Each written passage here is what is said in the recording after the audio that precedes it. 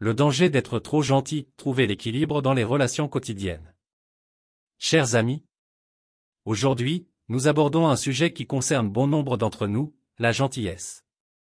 Être gentil est une qualité qui évoque générosité, empathie et bienveillance envers les autres, mais saviez-vous que cette qualité peut également comporter des dangers dans notre quotidien? Nous allons examiner de manière claire et simple les avantages et les inconvénients de la gentillesse excessive, ainsi que des exemples pratiques pour mieux comprendre comment trouver l'équilibre dans nos relations. Les avantages. Commençons par les aspects positifs de la gentillesse. Être gentil peut ouvrir de nombreuses portes dans la vie quotidienne, notamment 1. Création de liens sociaux. Être gentil favorise la création de liens profonds et durables avec les autres. Vous pouvez vous faire des amis sincères et gagner le respect de votre entourage grâce à votre bienveillance. 2. Renforcement du bien-être émotionnel. Agir gentiment envers autrui et voir que vous faites une différence dans la vie des autres peut renforcer votre estime de soi et vous procurer un sentiment de satisfaction personnelle. 3. Résolution pacifique des conflits. La gentillesse peut désamorcer les situations tendues et contribuer à une résolution pacifique des conflits, évitant ainsi des confrontations inutiles. Les inconvénients. Cependant, être trop gentil peut également comporter des inconvénients. Voici quelques exemples concrets de situations dans lesquelles la gentillesse excessive peut poser problème. 1. Exploitation au travail. Vous pourriez vous retrouver avec une charge de travail excessive si vous avez du mal à dire non aux demandes supplémentaires de vos collègues. Exemple, votre collègue vous demande de reprendre une partie de son projet, même si cela n'est pas de votre ressort, et vous acceptez par gentillesse, vous surchargeant ainsi de travail. 2. Déséquilibre dans les relations. Dans une relation amicale ou amoureuse, être trop gentil peut créer un déséquilibre, où vous donnez plus que vous ne recevez en retour. Exemple, vous vous sentez souvent sollicité par un ami pour l'aider dans ses problèmes, mais quand vous avez besoin d'aide, il est rarement disponible. 3. Manque de respect de soi. À force de toujours satisfaire les autres, vous risquez de négliger vos propres besoins et désirs, ce qui peut conduire à un manque de respect envers vous-même.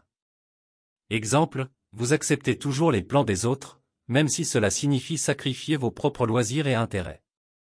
Trouvez l'équilibre. Alors, comment pouvons-nous éviter ces dangers et trouver l'équilibre dans nos relations? 1. Apprenez à dire non. Il est essentiel de définir des limites et d'apprendre à dire non lorsque vous vous sentez dépassé. Exemple, votre ami vous demande de l'aider à déménager le jour où vous aviez prévu de vous reposer, vous pouvez gentiment refuser en expliquant que vous avez déjà des engagements. 2. Écoutez-vous. Prenez le temps de vous interroger sur vos propres besoins et ne vous sentez pas coupable de prendre soin de vous. Exemple, si vous êtes épuisé, accordez-vous une soirée tranquille à la maison plutôt que d'accepter une invitation sociale. 3. Communiquez avec bienveillance, exprimez vos sentiments et vos limites de manière respectueuse envers les autres. Exemple, au lieu d'ignorer une situation qui vous dérange, parlez ouvertement avec la personne concernée pour trouver une solution ensemble.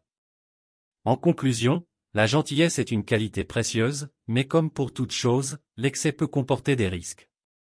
Trouver l'équilibre entre être gentil envers les autres et se respecter soi-même est essentiel pour maintenir des relations saines et épanouissantes dans notre vie quotidienne. N'oubliez pas que la gentillesse commence par prendre soin de soi afin de mieux prendre soin des autres. Je tiens à vous remercier sincèrement d'avoir pris le temps de regarder cette vidéo sur le danger d'être trop gentil. J'espère qu'elle vous a été utile et qu'elle vous a permis de prendre conscience des risques associés à une gentillesse excessive dans notre quotidien. Avant de conclure, je vous encourage à vous abonner à notre chaîne pour ne manquer aucune de nos prochaines vidéos. Ensemble, nous pouvons continuer à explorer des sujets pertinents et inspirants pour améliorer nos vies et celles des autres. N'oubliez pas de partager cette vidéo avec vos amis, votre famille et vos collègues.